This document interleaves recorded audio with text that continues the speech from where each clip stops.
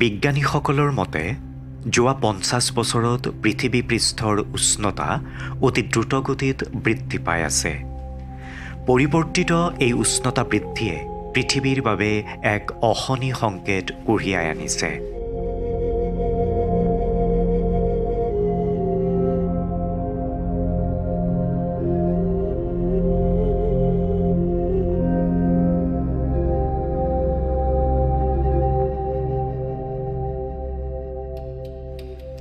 অস্বাভাৱিক জলবায়ু পৰিৱৰ্তনে তাপ প্ৰবাহত বৰঙণি আগবঢ়াইছে।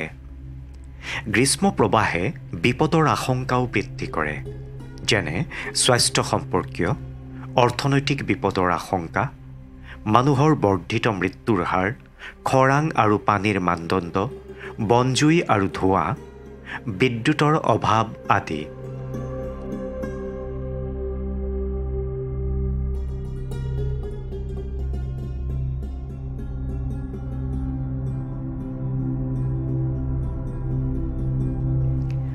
গোলকীয় উষ্ণতা বৃদ্ধিৰ কবলত এতিয়া পৃথিৱীৰ সৰহ সংখ্যক দেশ। ভাৰতবৰ্ষও তাৰ ব্যতিক্ৰম নহয়।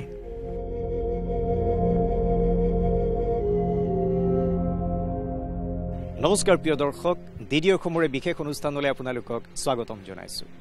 গৰমে দহিছে দেশ, গৰমে দহিছে ৰাজ্য। দেশৰ বহুকেইখন ৰাজ্য এতিয়া গ্ৰীষ্ম প্ৰবাহৰ কবলত। অসমতো এই মে-এপ্ৰিল মাহতো গ্ৰীষ্মৰ যি তীব্ৰতা, এই তীব্ৰতাই দেখা দিছে। চাৰিওফালে উত্তাপ বৃদ্ধি পাইছে আৰু ব্যতিব্যস্ত হৈ পৰিছে জনসাধাৰণ। আৰু এই যি গোলকীয় উষ্ণতা বৃদ্ধি, এই গোলকীয় উষ্ণতা বৃদ্ধিৰ বাবে আমি মানৱ জাতিয়ে জানো দায়ী নহয়? আৰু এই গোলকীয় উষ্ণতা বৃদ্ধিৰ পৰা আমি কেনেকৈ হাত সাৰিব পাৰিম, এই গোলকীয় উষ্ণতাৰ বিৰুদ্ধে আমি কেনেকৈ যুঁজ কৰিব পাৰিম, সেই সম্পৰ্কে আমি কিছু কথা জানিবলৈ কেইগৰাকীমান বিশেষ ব্যক্তিৰ ওচৰলৈ যাম। আহকচোন।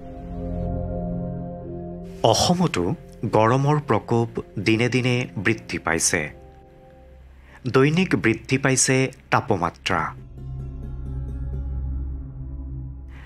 বৰ্ধিত তাপমাত্ৰা সম্পৰ্কে আমি কথা পাতিছিলোঁ বৰঝাৰ আঞ্চলিক বতৰ বিজ্ঞান কেন্দ্ৰৰ বিজ্ঞানী KN মোহনৰ সৈতে। You know that the sunlight is falling vertically over the northern hemisphere of India, and more or less it is vertically over the northeast India. Hence the heat is increasing. Because of the heat, the thunderstorm activities etc. are also increasing rapidly here, and this is a usual phenomena in the northeast India during the pre-monsoon season, that is April and May season. And in the first week of the June, the monsoon clouds are going to enter as per the usual practice. The monsoon first enters into the Kerala, and then immediately next day it enters into the northeast India, and slowly it will cover up the entire, very quickly it will cover up the entire part of the northeast India. Thereafter we get the heavy rains in the northeast India. So as far as the climate change is concerned, we have observed this northeastern rainfall for the last 2-3 decades. What we have observed is earlier we used to get the heavy rainfall in the northeast India during the July and August, and June is to be lower, and then as well as the September is to be lower compared to the July and August. But because of the climate change, it is slightly shifted in all parts of the northeast India, including the Cherrapunji and then some parts of the Meghalaya. Their June is getting more rainfall when compared to the July, August and September.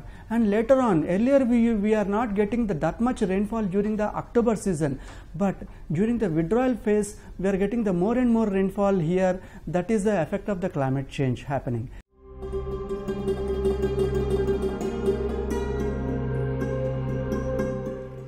Hit wave বা গ্ৰীষ্ম প্ৰবাহৰ কাৰণ সম্পৰ্কে কিছু কথা জানিবলৈ আমি কাষ চাপিছিলোঁ অসম বিজ্ঞান প্ৰযুক্তিবিদ্যা আৰু পৰিৱেশ পৰিষদৰ প্ৰকল্প বিজ্ঞানী মনীষ কুণ্ডল বুঢ়াগোহাঁইৰ। ৰিচেণ্টলি আমাৰ অসমত যোনটো হিট ৱেভ আহিলে, IMDয়ে আমাৰ বতৰ বিজ্ঞান কেন্দ্ৰই যোনটো আমাৰ প্ৰেডিকশ্যন কৰিছিলে যে হিট ৱেভ আহিব বুলি, সেই হিট ৱেভটো আনপ্ৰেচিডেণ্টেড আছিলে কাৰণ কোনেও ভাবা নাছিলে কাৰণ এনেকৈ যে হিট ৱেভ এটা আহিব যাৰ ফলত আমাৰ গুৱাহাটী আৰু তাৰ ওচৰে পাজৰে অঞ্চলৰ যোনটো বায়ুমাত্ৰা বা তাপমাত্ৰা যাক কোৱা যায় খুব বাঢ়ি গৈছিলে অলমষ্ট 3.5 পৰা 5 ডিগ্ৰী চেলচিয়াছ আপোনাৰ বাঢ়ি গৈছিলে আৰু ইয়াৰ যি ৰিজন সেই ৰিজনটো চাইণ্টিফিকলি এতিয়ালৈকে যিহেতু বহুত ৰিচেণ্ট ফেন'মেনন এটা হয় আৰু আনপ্ৰেচিডেণ্ট ফেন'মেনন তাৰ কোনো এতিয়ালৈকে ৰিজন এটা চাইণ্টিফিকলি উলিওৱা নাই বা তাৰ ওপৰত ৰিচাৰ্চ হোৱা নাই আৰু এনেকুৱা যে এটা ফেন'মেনন আৰু পিছত নহ'ব তাৰো কোনো মানে নাই আৰু সেইকাৰণে মই ভাবোঁ যে এই ফেন'মেননবিলাকৰ ওপৰত এটা চাইণ্টিফিক ষ্টাডি হ'ব লাগে যে why such phenomena are occurring and what is the frequency in future that they may occur আৰু এই ফেন'মেননৰ ৰিজন মেইনলি আপোনাৰ হ'ব কিছুমান ৰিজন হ'ব পাৰে এটা হ'ল আপোনাৰ সোলাৰ ইনচলেশ্যন আৰু আপোনাৰ গ্লোবেল ক্লাইমেট চেঞ্জ বুলি কোৱা যায় যিহেতু ক্লাইমেট চেঞ্জ আপোনাৰ এটা লোকেল ফেন'মেনন নহয় ইটছ এ গ্লোবেল ফেন'মেনন কিন্তু তাৰ ইম্পেক্টবিলাক খুব লোকেলি হয় আৰু সেইকাৰণে তাৰ আমাৰ চিন্তাধাৰা এনেকুৱা হ'ব লাগে যে we have to think globally but act locally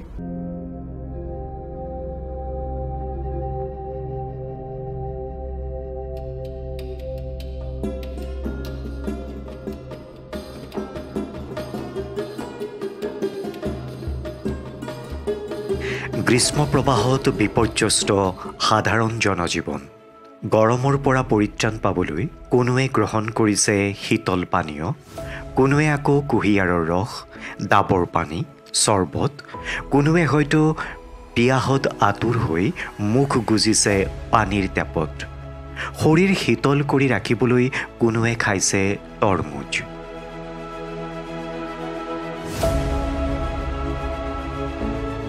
অতিমাত্ৰা গৰমৰ ফলত দেখা দিছে নানা ধৰণৰ বেমাৰ আজাৰ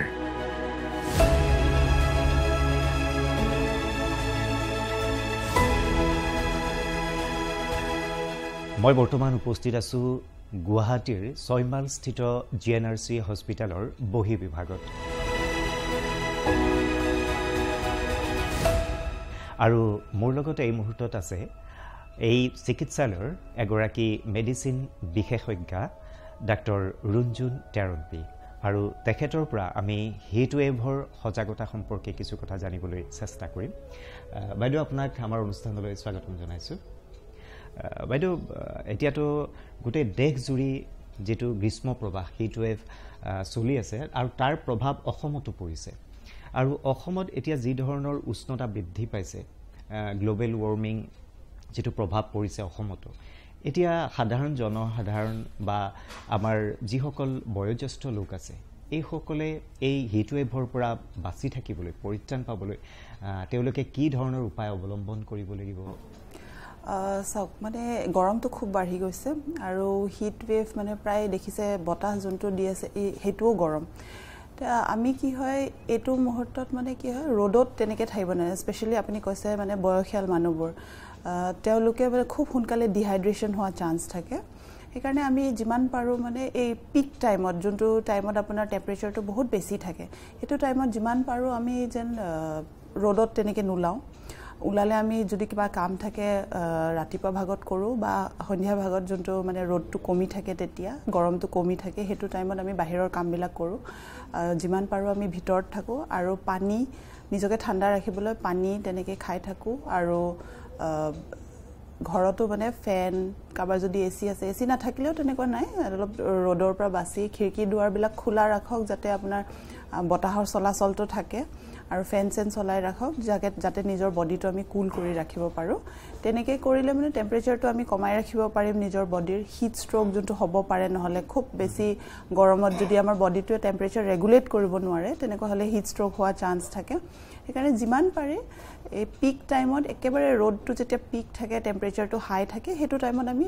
ঘৰৰ পৰা নোলোৱাই ভাল আৰু বাইদেউ এতিয়া আমি লক্ষ্য কৰিছো যে আমাৰ যেটো ক্লাইমেট চেঞ্জ মানে হঠাৎ আপোনাৰ বৰষুণ ঠাণ্ডা পৰি গ'ল হঠাৎ উৎকট গৰম এই যিটো ক্লাইমেট চেঞ্জৰ কাৰণে মানুহৰ বিভিন্ন ধৰণৰ বেমাৰে দেখা দিয়া এতিয়া মানে প্ৰাদুৰ্ভাৱ ঘটিছে বেমাৰৰ বিশেষকৈ আপোনাৰ ডায়েৰিয়া এই সময়ত জণ্ডিছ এইবিলাকৰ পৰা কেনেকৈ ৰক্ষা পাব মানে আপোনাৰ গৰম যেতিয়া এনেকুৱা ছিজন চেঞ্জটো যেতিয়া হৈ থাকে তেতিয়া আপোনাৰ এই বীজাণুবিলাক অলপ বেছিকৈ তেতিয়া এক্টিভ হয় মানে ইনফেকশ্যন ৰেটটো বাঢ়ি যায় আপোনাৰ কাৰণ তেওঁলোকে মাল্টিপ্লাই কৰিব পাৰে এইটো সময়ত সো আপোনাৰ জণ্ডিছ যোনটো ক'লে আপুনি জণ্ডিছ আমাৰ বেলেগ বেলেগ টাইপৰ আছে যোনটো আমাৰ এ আৰু ই স্পেচিফিকেলি সেইটো আমাৰ ফিক'ৰেল ৰুট বুলি কওঁ মানে খোৱা খাদ্যৰ পৰা আহিব পাৰে পানীৰ পৰা আহিব পাৰে তে এই গৰমত তেনেকুৱা কি হয় এই বীজাণুবিলাক কাৰোবাৰ যদি আছে তেতিয়াহ'লে এনেকুৱা কণ্টামিনেটেড পানী বা খাদ্য যদি থাকে তেওঁলোকৰ পৰা আন এজনত যাব পাৰে সেইটো যদি তেওঁলোকে খোৱা খাদ্যবোৰ তেনেকৈ খায় তো আমি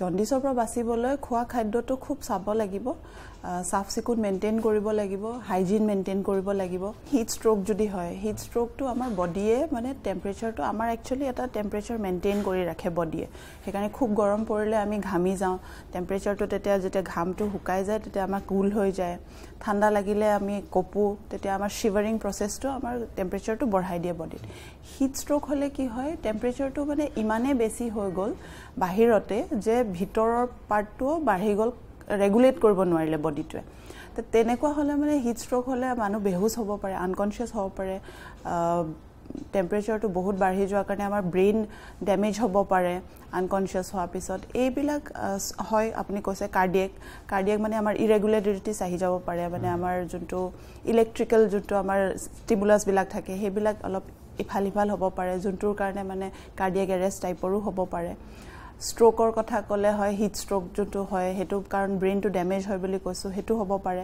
চ' হিট ষ্ট্ৰোকৰ পৰা আমি বাচি থকাটো খুব জৰুৰী আৰু এনেকুৱা গৰমৰ দিনত আমি নিজকে বচাই ৰাখিবলৈ যোনখিনি আমি কৰিব লাগে যেনে মই কৈছোঁ ঠাণ্ডা জাগাত থাকিব লাগে মানে ঘৰৰ ভিতৰত বা গছৰ ছাঁহত আৰু পানী চানী খাই থাকিব লাগিব নিজৰ বডিটো কুল কৰি ৰাখিবলৈ আৰু লগতে কাপোৰ কানিও আমি ঢিলা লাইট কালাৰ তেনেকুৱা পিন্ধিলে মানে যাতে ৱেল ভেন্টিলেটেড হয় তেতিয়াহ'লে আমি নিজকে বচাব পাৰিম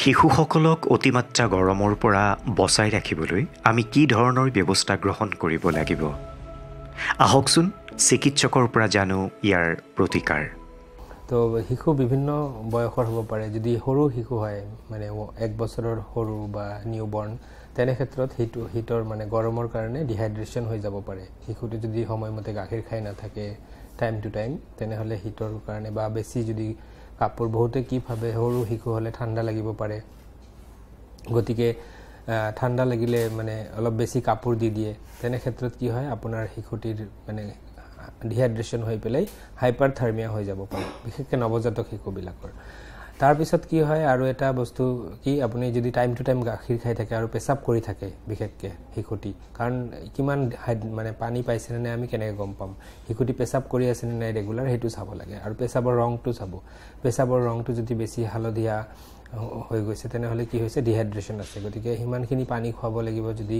6 মাহতকৈ ডাঙৰ শিশু হয় তেতিয়া অলপমান পানী খুৱাব লাগিব আৰু যদি 6 মাহৰ তলত হয় বাৰে বাৰে মানে যিমান বেছি ফ্ৰিকুৱেণ্টলি পাৰে ব্ৰেষ্ট ফিডিং কৰাব আৰু কটনৰ কাপোৰ পাতল কটনৰ কাপোৰ পিন্ধাই ৰাখিব দিনত আৰু এই মুহূৰ্তত বহুতো পেৰেণ্টছৰ মানে মনত এটা প্ৰশ্ন থাকে যে এচি বা ফেন ব্যৱহাৰ কৰিব পাৰি নে নাই গতিকে দৰকাৰ অনুযায়ী আপোনালোকে এচি আৰু ফেন দুয়োটাই ইউজ কৰিব পাৰে খালি কি শিশুটিৰ টেম্পাৰেচাৰটো আপোনালোকে মনিটৰ কৰি থাকিব লাগিব আৰু আপুনি নিজে কেনেকা ফিল কৰে শিশুটি তাতকৈ অলপ বেছি ঠাণ্ডা ফিল কৰিব পাৰে তো সেইটো বস্তু মনত ৰাখি পেলাই সেই হিচাপে শিশুটিক লালন পালন কৰিব আৰু যদি ডাঙৰ শিশু হয় 2-3 বছৰৰ পিছত আমি সাধাৰণতে স্কুলত পঠাওঁ আজিকালি শিশুবিলাকক তেনে ক্ষেত্ৰত কি হয় স্কুলত আজিকালি মেক্সিমাম স্কুলৰ বাছ থাকে চহৰত আৰু টাউনত যিবোৰ গাঁৱলীয়া অঞ্চলত থাকে শিশুবিলাকে কেতিয়াবা খোজকাঢ়িয়ে যাব লগা হয় 4-5 বছৰীয়া শিশুবিলাক বহুত দূৰে দূৰে স্কুল থাকে তেনে ক্ষেত্ৰত শিশু যাতে পাতল কাপোৰ পিন্ধি যায় আৰু লগত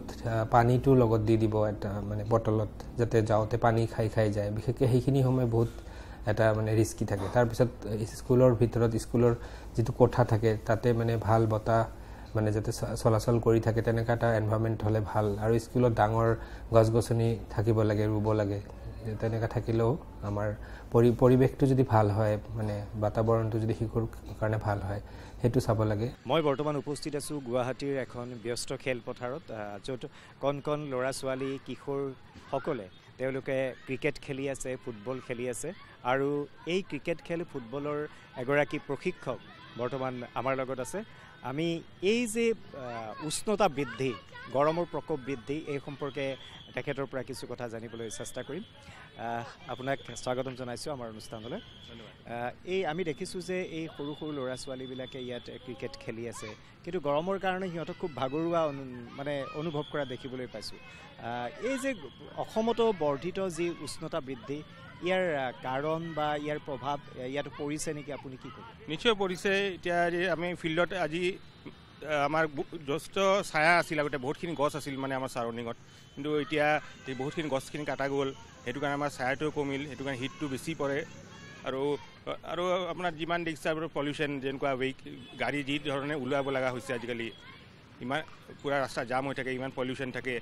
তাৰপৰা সেইকাৰণে আমি এই হিটটোৰ ওপৰত মানে অলপ বাচোৱাৰ কাৰণে আমি এতিয়া সিহঁতক ব্ৰেক দিয়ে, আধা ঘণ্টা মূৰে ব্ৰেক দিওঁ সিহঁতে ডিহাইড্ৰেশ্যন যে ফিল নকৰে, সিহঁতে হাইড্ৰেট কৰি ৰাখিব পাৰে বডিটো। সেইকাৰণে সিহঁতক ইলেক্ট্ৰল বা কিবা পানী আমি ব্ৰেক দি কেনে কৰিব লগা হৈছে। যে আগত যোৱা বছৰ এনেকুৱা হিটটো নাছিল, যেনেকুৱা এইবাৰ কিবা বেলেগ টাইপৰ হিটটো হৈছে। অতিমাত্ৰা গৰমত আমি কি আহাৰ গ্ৰহণ কৰিম? কি আহাৰে আমাক অসুস্থতাৰ পৰা বচাই ৰাখিব? জানো আহক খাদ্য বিশেষজ্ঞৰ পৰা। ডিহাইড্ৰেশ্যন মেইনটেইন কৰিবৰ কাৰণে ৱাটাৰটো ৰাখিব লাগিব। Next is inclusion of any fruits and vegetables, specially fruits, কাৰণ মানে ফল মূলটো মানে আমি নেগলেক্ট কোৱা মানে হৈ যায় কেতিয়াবা। তো কিহৰ কাৰণে সেই ফ্ৰুটছটো ইনক্লুড কৰিব লাগিব আমাৰ খাদ্যত।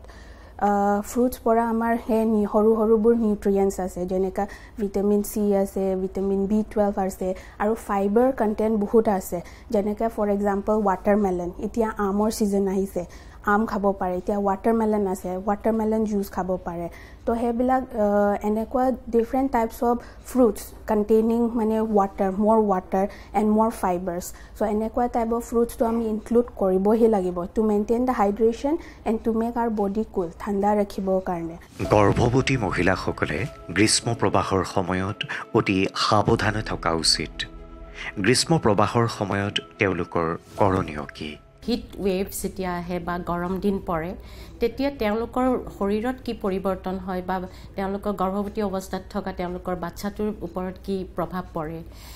গতিকে মই ক'বলৈ বিচাৰোঁ এইটো এটা কমন নলেজ যে আপুনি যদি বডিটো শীতল কৰি নাৰাখে, তেতিয়াহ'লে বডিৰ ভিতৰত আমাৰ যিমান 24 আৱাৰ্ছত কিছুমান বিষাক্ত বস্তু জমা হয়, নৰ্মেলি সেইটো ইউৰিনত ওলাই আহে। আৰু ইউৰিনত ওলাই অহাৰ কাৰণ হৈছে আমি কিমানখিনি 24 আৱাৰ্ছত লিকুইড খাওঁ, আৰু সেই লিকুইড মানে পনীয়া বস্তু খাওঁ। আৰু সেইখিনি যদি আমি খুব কম খোৱা হয়, পানীকে আদি কৰি পানী খাব পাৰোঁ, আপুনি দাইল খাব পাৰে বা জোল খাব পাৰে, চুপ খাব পাৰে, এই আটাইবিলাক পনীয়া বস্তুৱেই হয়। এই পনীয়া বস্তুখিনিয়ে আমাৰ শৰীৰত থকা বিষাক্ত বস্তুবিলাক কিডনীৰ থ্ৰুৰে পেচাবৰ জৰিয়তে বাহিৰলৈ উলিয়াই দিয়ে, যাতে আমাৰ ভিতৰত এটা বিষাক্ত বা টক্সিক বস্তু উদ্ভৱ নহয়। আৰু প্ৰেগনেঞ্চিৰ সময়ত আমি বহুত সাৱধান হ'ব লাগে যে মাকৰ যদি শৰীৰত কিবা টক্সিন ধৰণৰ বস্তু হিট ৱেভৰ কাৰণে সোমায়, কমকৈ পানী খোৱাই হওক বা তেওঁৰ কিবা বেলেগ বেমাৰ আছে যাৰ ফলত তেওঁৰ ইউৰিনৰ ওলাই অহা শক্তিটো কম, তেতিয়া তাৰ প্ৰভাৱটো শিশুটিৰ তাত প্ৰথম পৰিব। আমি মানৱ জাতিয়ে নিজৰ স্বাৰ্থৰ বাবে অৰণ্য ধ্বংস কৰি গছ গছনি কাটি প্ৰকাণ্ড অট্টালিকা সাজি নিজেই মাতিছোঁ নিজৰ বিপদ। উদ্যোগৰ ধোঁৱা, বৰ্ধিত যান বাহন, প্ৰদূষণে বঢ়াই তুলিছে গৰমৰ মাত্ৰা। জলবায়ু পৰিৱৰ্তনৰ ফলত ভাবুকি আহিছে মানৱ সমাজলৈ। আমি মানে সমগ্ৰ দেশৰ লগতে আমি যোৱা দুবছৰৰ নিচিনাকৈ এইবছৰো আমি হিট ৱেভৰ পৰিস্থিতিৰ নিচিনা কিছুমান পৰিস্থিতিৰ সন্মুখীন হৈ আছোঁ। চ' ইয়াৰ কাৰণ যদি সোধে, প্ৰথম কথাটো হৈছে জলবায়ু পৰিৱৰ্তন। আমি বায়ুমণ্ডললৈ কাৰ্বন ডাই অক্সাইড প্ৰতিদিনে আমি বেছি পৰিমাণৰ মানে এৰি আছোঁ, আৰু যিটো আমাৰ ইয়াৰ তাপমাত্ৰা বৃদ্ধি কৰিছে। কিন্তু এই যে আমি এই বছৰ পাইছোঁ নাইবা যোৱা বছৰৰ যিটো গৰম, যিটো হিট ৱেভ হৈছে, ইয়াৰ এইটো এটা প্ৰথম কাৰণটো আছে। লগতে আৰু এটা কাৰণ হৈছে কি যে এল নিনো বুলি এটা পৰিঘটনা আছে যিটো প্ৰশান্ত মহাসাগৰত ঘটে। চ' এই বছৰ আকৌ সেই তেনেকুৱা এটা এল নিনো প্ৰশান্ত মহাসাগৰত ডেভেলপ কৰিছিল, যিটোৱে সাধাৰণতে মানে ছাউথ ইষ্ট এছিয়া আমাৰ জেগালৈকে ভাৰতবৰ্ষতো বেছি তাপমাত্ৰা আনে। চ' এই এল নিনো আছে। আৰু দ্বিতীয়তে আৰু এটা ডাঙৰ প্ৰভাৱ হৈছে কি আমাৰ ইণ্ডিয়ান অ'চেন মানে ভাৰত মহাসাগৰৰ ছাৰ্ফেচৰ তাপমাত্ৰা বহুত বৃদ্ধি পাইছে, যিটো মানে এটা অৰিহণা যোগাইছে। আৰু সাধাৰণতে যেতিয়া হয় কি আমি এটা জেগাত আমি হিট ৱেভ বুলি কওঁ, সাধাৰণতে সেই জেগা টুকুৰাত সেই সময়ত এটা হাই প্ৰেছাৰ ৱেভ এটা থাকে বুলি ধৰোঁ, আৰু যিটোৱে আমাৰ হয় কি পৃথিৱীৰ পৰা ওলাই যোৱা গৰমখিনি ওলাই যাবলৈ নিদিয়ে, ই ধৰি ৰাখে। চ' ভাৰততো এই মুহূৰ্তত সেই তেনেকুৱা এটা অৱস্থাই হৈছে। আমি পশ্চিমৰ ফালে আমাৰ এটা হাই প্ৰেছাৰ এৰিয়া আছে, প্ৰশান্ত মহাসাগৰত এল নিনো প্ৰভাৱ এটা চলি আছে। আৰু দ্বিতীয়তে হৈছে কি আমাৰ বৰষুণ খুব কম হৈছে এইবাৰ। সাধাৰণতে আমাৰ এপ্ৰিল মে'ত তাপমাত্ৰা বহুত বেছি হ'লেও আমাৰ ইয়াত খুব সঘনাই ধুমুহা আহিছিলে, যিটো এইবাৰ খুব কমকৈ দেখা গৈছে। কিন্তু এই বছৰ মানে আমাৰ এই বছৰ নাইবা যোৱা বছৰৰ যিবিলাক আমি হিট ৱেভ দেখিছোঁ, ইয়াৰ মানে কেৰেক্টাৰটো বেলেগ ধৰণে এই ধৰণে যে আগতে দিনত খুব গৰম পৰে কিন্তু ৰাতিলৈ প্ৰায় আমাৰ জেগাত কৈছোঁ যে ধুমুহা আহে নাইবা এনেকুৱা ধৰণৰ কিবা ঘটনাই টেম্পাৰেচাৰটো কমাই দিয়ে, আৰু দিনত বাহিৰত কাম কৰা মানুহখিনিৰ কাৰণে ঠাণ্ডা হ'বলৈ সময় এটা পায়। কিন্তু এতিয়া হৈছে কি এই দিনত বহুত বেছি গৰম পৰে, আৰু ৰাতি আমি যিমান তাপমাত্ৰাটো কমিব বুলি ভাবোঁ, চহৰবিলাকত কথা কৈছোঁ, সিমান তাপমাত্ৰা কমিব নোৱাৰে। ইয়াত আমাৰ গছ নাই, আমাৰ গোটেই কংক্ৰিটেৰে বনোৱা, আৰু আৰ্বান হিট আইলেণ্ড বুলি এফেক্ট এটা আছে। আৰু সাধাৰণতে হয় কি এই কংক্ৰিট নাই বা এই জাতীয় বস্তুবিলাক যেতিয়া গৰম হয়, ই লাহে লাহে গৰম হয়, আৰু যেতিয়া ঠাণ্ডা হয় সি লাহে লাহে ঠাণ্ডা হয়। তাপমাত্ৰা বৃদ্ধি হোৱাৰ লগে লগে অকল মানৱ সমাজলৈ নহয়, অন্যান্য জীৱকুলৰ প্ৰতিও প্ৰত্যাহ্বানৰ সৃষ্টি হৈছে। ঘৰচীয়া জীৱ জন্তুসমূহৰ অতিমাত্ৰা গৰমৰ সময়ত আমি কি ব্যৱস্থা গ্ৰহণ কৰিম জানো আহক। আমি দেখিছোঁ যে শেহতীয়াভাৱে আজি কেইবছৰমানৰ পৰা বিভিন্ন পাৰিপাৰ্শ্বিক কাৰণতেই হওক বা আন কাৰণতেই হওক সমগ্ৰ বিশ্বজুৰি উত্তাপ বৃদ্ধি পাইছে, আৰু ঠায়ে ঠায়ে এনেকুৱা হৈছে যে গ্ৰীষ্ম প্ৰবাহেও দেখা দিছে। আমাৰ অসম ইয়াৰ ব্যতিক্ৰম নহয়। কিন্তু আমি প্ৰথমে এটা কথা জানিব লাগিব, প্ৰচণ্ড গৰম আৰু গ্ৰীষ্ম প্ৰবাহৰ মাজত অকণমান পাৰ্থক্য আছে।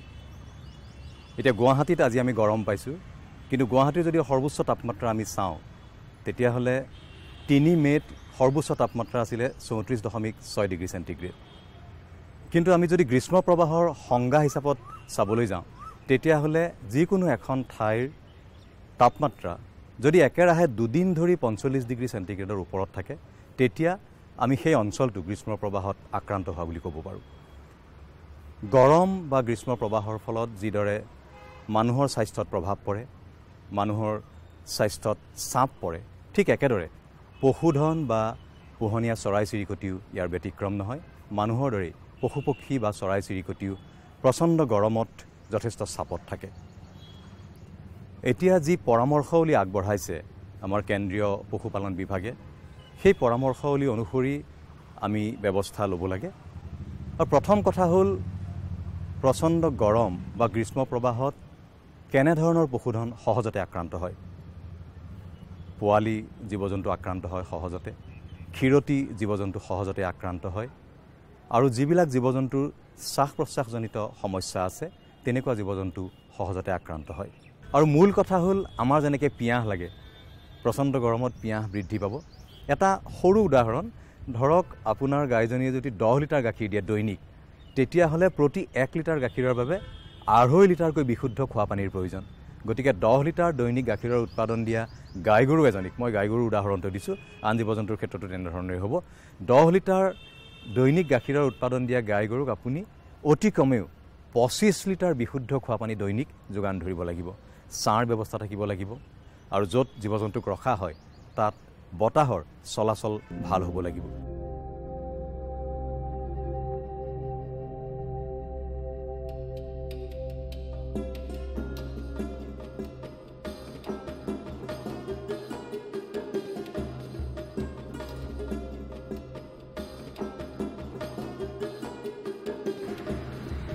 প্ৰিয় দৰ্শক, এই বৰ্ধিত উষ্ণতাৰ পৰা আমি বাচি থাকিবলৈ হ'লে এখন সেউজীয়া ধৰণীৰ প্ৰয়োজন আৰু এই সেউজীয়া ধৰণী সৃষ্টি কৰিব লাগিব আমি মানৱ সমাজে প্ৰকৃতিৰ সৈতে ভাৰসাম্য বজাই ৰাখিব লাগিব আমি তেতিয়াহে এখন সেউজীয়া ধৰণী আমি লাভ কৰিব পাৰিম প্ৰিয় দৰ্শক আপোনালোক সকলে ভালে থাকক কুশলে থাকক আজিৰ বিশেষ অনুষ্ঠানৰ পৰা মই বিদায় লৈছো নমস্কাৰ